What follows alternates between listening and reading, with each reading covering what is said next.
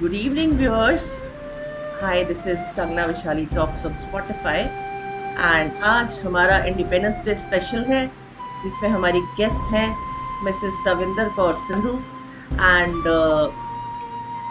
हिंदुस्तान की जानी मानी हस्तियों में से एक हैं।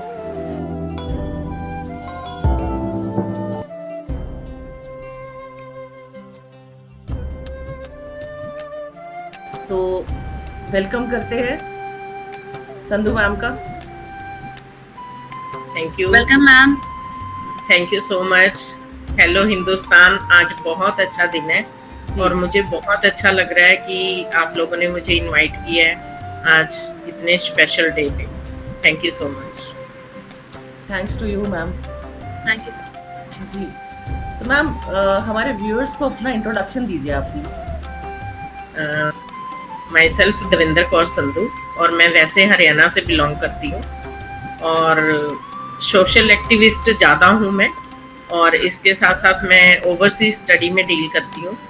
बच्चों को अच्छा गाइड करके उनके भविष्य के लिए अच्छा गाइड करती हूँ और सोसाइटी के लिए कोशिश करती हूँ ज़्यादा से ज़्यादा कुछ ना कुछ कर सकता हूँ। छोटा सा इंट्रोडक्शन है जी जी जी। तो आपको इस मैम आप पोजीशंस पे जैसे जैसे आपने जो जो आपकी अचीवमेंट्स मैंने देखी हैं, जो पढ़ी हैं, तो उसके हिसाब से आपको कितने चैलेंज का सामना करना पड़ा? बहुत सारे चैलेंज का सामना करना पड़ता है लाइफ में, और मैं ये मानती हूँ कि एक महिला का जब जन्म होता है ना, एक फीमेल का, चैलेंज तभी से स्टार्ट हो जाते हैं और वो डे बाय डे अपने अनुभवों से हर चैलेंज को पार करना सीख जाती है। तो कोई टफ काम नहीं रहता हमारे लिए। हम चैलेंज को सहना, उनको फेस करना, उनको झेलना, उनके सॉल्यूशन निकालना, सब कुछ हम बचपन से ही सीखते चले आते हैं। मैम आप जिस प्रोफेशनल अचीवमेंट्स में हैं, इसमें से सबसे ज्यादा आपको किसके ऊपर प्राउड फील होता है? आपने जो जो अचीव किया है, तो इसमें सबसे ज्यादा जैसे एक होता है ना, आपको फील होता है कि ये जो मैंने किया ना, ये मेरी जिंदगी का अब तक का बेहतरीन हिस्सा है। उसमें आपको कौन सा एक ऐसी अचीवमेंट है आपको जो लगती है कि ये मेरी सबसे बेहतरीन है? मैम ऐसे तो बहुत सारे किस्से हैं, बहुत ज्यादा मेरी लाइफ में, कि अगर मैं गिनाने बैठ जाऊंगी तो शायद टाइम ही बहुत निकल जाएगा। लेकिन अभी लास्ट ईयर मैंने एक बेटी की शादी की थी। वो मुझे इतना अच्छा अनुभव हुआ ना, उसका किसी के थ्रू मेरे पास कॉल आया कि मैम एक लड़की की शादी है और उसका कोई भी सपोर्ट करने वाला नहीं है। मदर उसके ब्लाइंड है, ब्रदर उसका हैंडीकैप्ड है और वो खुद भी हार्ट पेशेंट है। तो हमने उसकी शादी की और मैं आपको बता नहीं सकती, उसकी शादी के लिए हमारे पास पता नहीं कहाँ से हेल्प आ गई और इतनी शानदार उसकी शादी की है। वो आज भी मुझे जब कॉल करती है तो कहती है मैम भगवान ने मुझे आपको मेरी माँ बना के भेजा है। तो ये जब ऐसी फीलिंग आती है ना, तो वो बस आपको बता नहीं सकते कि कितना अच्छा फील होता है। और सेकंड जो मेरा प्रोफेशन है, मैं एक इमिग्रेशन और ओवरसीज स्टडी में डील करती हूँ। जब मुझे बच्चों की कॉल आती हैं कि मैम सब्जी बनाना सिखा दो, मैं बोलती हूँ अपनी मम्मी को क्यों नहीं बोलते, तो कहते हैं कि मैम मम्मी रोएगी अगर उनको पता चल गया। हमने सोचा मैम से सीख लेते हैं। तो जब बच्चों की ऐसी कॉल्स आती हैं तो तब मेरे को बहुत प्राउड फील होता है कि हाँ मैंने उनको अच्छा गाइड किया है, तभी वो मुझसे हर चीज डिस्कस करते हैं। तो कुछ इसका मतलब आप बाद में भी उन बच्चों के साथ पूरी तरह से कनेक्टेड रहती हैं। ये सबसे बहुत ज्यादा मैम, हर चीज शेयर करते हैं बच्चे। कोई भी प्रॉब्लम आती है, मैंने उनको बोला हुआ है 24/7 जब भी आप मुझे कॉल करोगे, मैसेज करोगे, मैं हमेशा आपके लिए हूँ। और छोटे छोटे अपने एक्सपीरियंस, अपने खुशियाँ, वो सब मेरे साथ शेयर करते हैं, तो बहुत अच्छा फील होता है। ओके, तो मैम आपके एनजीओस के बारे में कुछ बताइए। उनके नाम क्या है, किससे रिलेटेड हैं, क्या है, थोड़ा सा हमारे व्यूअर्स को बताइए। मैम वैसे तो मैं कम से कम शायद 25 ईयर से काम कर रही हूँ social work, as a social worker का। बट अभी मैंने अपनी एनजीओ बनाई है जिसका नाम है धूप और छाँव। अच्छा। ये मेरे माइंड में ऐसा आया कि हम लोगों को दुख से सुख की तरफ लेके आए, तो मुझे धूप और छांव बहुत अच्छा वर्ड लगा उसके लिए। और मेरी कोशिश रहती है कि मैं सबको अपने खुशियों की छांव के अंदर ले आऊं, उनके दुखों से निकाल के। तो मेरा मेन मकसद ही यही है। बच्चों के लिए काफी काम कर रहे हैं हम लोग, जो लेबर्स के बच्चे होते हैं जिनको कोई स्कूल एडमिशन नहीं देता, हम उनको फ्री एजुकेशन दे रहे हैं। अच्छा और कोई भी मुझे कॉल करता है, मतलब हम उनके लिए तैयार हैं बस। अच्छा अच्छा, तो ये सिर्फ पंजाब रीजन में ही है या पूरा ऑल ओवर इंडिया? नहीं नहीं, पूरे इंडिया से मुझे कॉल्स आती हैं और मैं मतलब उनको गाइड भी करती हूँ, काउंसलिंग भी बहुत लोगों की करती हूँ। बहुत सारे मैसेज आते हैं मैसेंजर में, मैम हम अपनी लाइफ से थक चुके हैं, हम सुसाइड कर लेंगे। तो मैं उनकी काउंसलिंग करती हूँ, उनको अच्छे सॉल्यूशन देती हूँ। और अब जब उनके अभी एक पीछे कोविड में एक लड़की का मुझे मैसेज आया था कि मैम मैं इतनी परेशान हूँ, मैं सुसाइड कर लूंगी। तो मैंने उसको बड़ा समझाया, उसको कहीं जॉब भी दिलवाई। अभी लास्ट मंथ उसका मुझे मैसेज आया दोबारा से कि मैम आपको याद है, मैंने कहा हाँ याद है। कहती मैम आपसे ना अपनी खुशियां बांटनी। मैंने कहा बताओ। मैम मेरे एक बेटा पैदा हुआ है। तो उसने मुझे अपने बेटे की पिक शेयर की। और ये सब, तो ये छोटी छोटी चीजें हैं ना, ये आपको इतना सुकून देती है ना, इतनी खुशियां देती हैं कि आप वो खुशियां कहीं से खरीद नहीं सकते। जी जी मैम आशीर्वाद बहुत मिलता है इन चीजों में। ऊपर वाले ने ना कुछ लोगों को बनाया, इसीलिए आप उन्हीं में से एक हैं। बहुत बहुत बहुत अच्छा काम कर रहे हैं मैम। अगर हम आपके वर्किंग स्टाइल को अगर हम बात करना चाहें कि आप किस पैटर्न पे काम करती हैं, अगर मतलब मैं कुछ मतलब इस तरह से हाँ अपने व्यूअर्स को समझा पाए कि आप किस तरह के पैटर्न, जो काम करने का आपका जो तरीका है, आप उसको किस चीज को फॉलो करती हैं और किस तरह से फॉलो करती हैं, इसके ऊपर थोड़ी सी रोशनी डालिए। काम करने के लिए सबसे पहले तो आपका पेशेंस लेवल अच्छा होना चाहिए। आप किसी को सुन सको, तभी आप कोई सॉल्यूशन दे पाओगे। ये मेरे प्रोफेशन में भी आता है। हम जब बच्चों की काउंसलिंग करते हैं तो पेरेंट्स के इतने सारे क्वेश्चन होते हैं, बच्चे बाहर से इतनी बेकार की नॉलेज लेके आते हैं तो आधी अधूरी होती हैं, तो उनको पूरा करना, उनको गाइड करना, बीइंग ए मदर। क्योंकि मैं ये सोचती हूँ कि अगर मेरा बच्चा कहीं जाएगा, उसको कोई गलत गाइड करेगा तो मुझे कैसा फील होगा।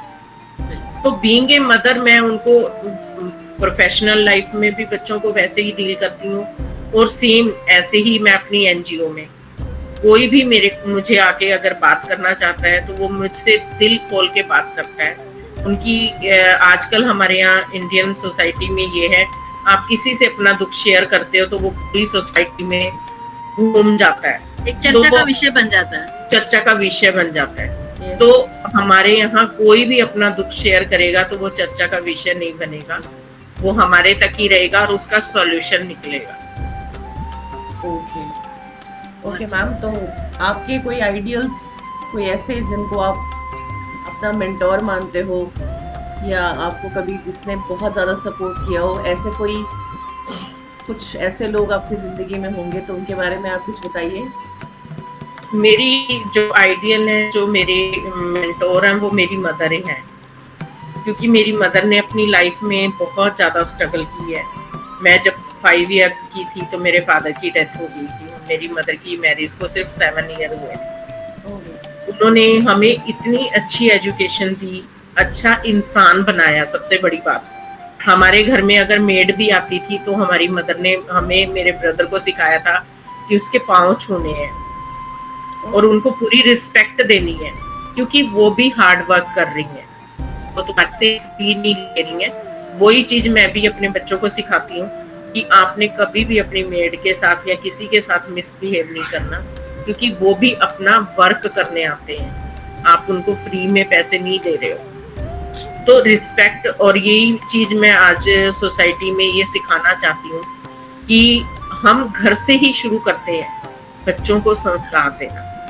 अच्छे संस्कार देंगे तभी सोसाइटी अच्छी बनेगी। हम घर पे तो बच्चों को शय दे देते हैं, फिर सोसाइटी से हम सोचते हैं बहुत अच्छा रिजल्ट है, तो वो नहीं आता। बिल्कुल सही बात कही आप। तो घर से ही शुरुआत करनी होती है। करेक्ट। मैम ऐसे कौन से 3 वर्ड्स के अंदर आप अपना जो वर्किंग एनवायरनमेंट है, अपना काम करने की जगह पे जो आप एक एटमॉस्फेयर बना के रखती हैं, आप जिन लोगों के साथ उठती बैठती हैं, इन मतलब ऐसे कौन से 3 शब्द हैं जिनको आप इसके अंदर एनरोल करना चाहेंगे जिसकी वजह से हमारी सोसाइटी पे भी फर्क पड़ेगा? वो 3 ऐसे कौन से शब्द है जिससे आप ये बताएंगी कि आप अपने चारों तरफ उसको मेंटेन करके रखें? सबसे फर्स्ट तो है पॉजिटिविटी। आप जितना पॉजिटिव होके चलेंगे, आपके काम भी पॉजिटिव होते हैं, आपकी सोच पॉजिटिव होती है, और जब आप पॉजिटिव होंगे तो आप 2 नेगेटिव लोगों को भी पॉजिटिव बना देंगे। लेकिन अगर आपके अंदर खुद में नेगेटिविटी होगी तो आप पॉजिटिविटी ला ही नहीं सकते। बिल्कुल ठीक है। Second, patience. पेशेंस लेवल आपका बहुत अच्छा होना चाहिए। आपका अगर आप किसी को समझाने जा रहे हो तो आपका खुद का लेवल भी वैसा ही होना चाहिए कि आप किसी को एक शिक्षा देने लायक हो। अगर आपकी नेचर ही एग्रेसिव होगी तो आप किसी को शिक्षा नहीं दे सकते। Third, hard work. सबसे इम्पोर्टेंट, जब तक आप हार्ड वर्क नहीं करेंगे तब तक कुछ भी नहीं कर सकते। हम अगर सोचें कि चाय बन जाएगी तो जब तक आप चूल्हे पे गैस नहीं ऑन करेंगे, पानी नहीं चढ़ाएंगे या उसमें चीनी पत्ती दूध नहीं डालेंगे, चाय नहीं बनेगी। तो हार्ड वर्क सबसे इम्पोर्टेंट है। जब तक हम उस चीज के किसी काम के लिए कोशिश ही नहीं करेंगे तो उसको नहीं कर पाएंगे। तो मैम ये पर्सनल और प्रोफेशनल लाइफ, इसको आप कैसे बैलेंस करते हो? शायद मम्मी से सीखा है ये, मैंने अपनी माँ से सीखा है ये, क्योंकि वो भी वर्किंग थे और वो हमें भी देखते थे। हम बहुत छोटे छोटे थे और वो जॉब भी करते थे और वो सोसाइटी के हर रिश्तेदारों के फंक्शन को, हर चीज को अटेंड करते थे। तो ये सारी चीजें हमने उनसे सीखी हैं बचपन से ही, और यही चीजें मैं करती आई हूँ। मैंने आज तक किचन का काम किसी को नहीं करवाया किसी से, मैं खुद करती हूँ क्योंकि मुझे अच्छा लगता है अपनी फैमिली के लिए अच्छा अच्छा खाना बनाना, उनको खिलाना। और ये सारी चीजें है ना, ये एक बहुत इम्पोर्टेंट है घर के लिए, और आप वही चीज घर से ही शुरुआत होती है। बिल्कुल सही बात। तो वो खुद ही मैनेज हो जाता है फिर सब कुछ। मैं एक्चुअली मतलब नियत होनी चाहिए। आपकी बातों से जो बात समझ आती है वो ये है ऑन अ होल की नियत अगर हमारी है करने की तो हम कर गुजरेंगे, वो वाली बात। राइट। मैम आपको कब ऐसा लगा कि आपको इस लीडरशिप में, इस एंटरप्रेन्योरशिप में आना चाहिए कि नहीं, अब मैं I wanted to do something for myself, my society, my family and everything, मुझे अपने परिवार के लिए कुछ ऐसा करना है? आपको कब ये लगा कि आपको इस चेयर पे आके, इस एंटरप्रेन्योरशिप की जो है इस चेयर पे आके बैठ जाना चाहिए? ऐसा कब आपको फील? ये लीडरशिप वाला तो स्टार्टिंग बचपन से ही था, चाहे वो क्लास में होना है, मॉनिटर होना है, या किसी गेम में पार्टिसिपेट करना है और विन करना है। तो ये शुरू से ही बचपन से ही चलता आ रहा था। और मेरी शादी मैम 12th में थी मैं जब मेरी शादी हो गई थी, और बहुत छोटी एज में मेरी शादी हो गई थी।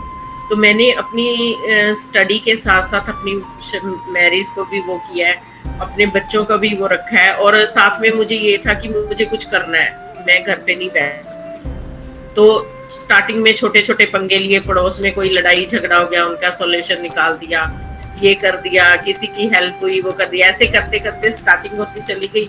और फिर लोग, मुझे नहीं पता मैं कब संधू मैम बन गई कि कोई जब ये बोलता है ना कोई भी प्रॉब्लम, एक बार संधू मैम को कॉल कर लो तो वो फीलिंग बहुत ही अच्छी बहुत सुकून देने वाली होती है। जी बिल्कुल।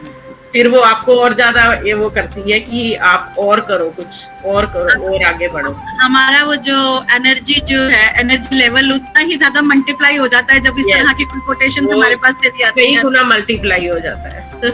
बिल्कुल ठीक है। तो आप मतलब जहाँ तक मुझे लग रहा है आप दोनों चीजों को एंजॉय करते हो, पर्सनल लाइफ को भी, प्रोफेशनल लाइफ को भी। यस।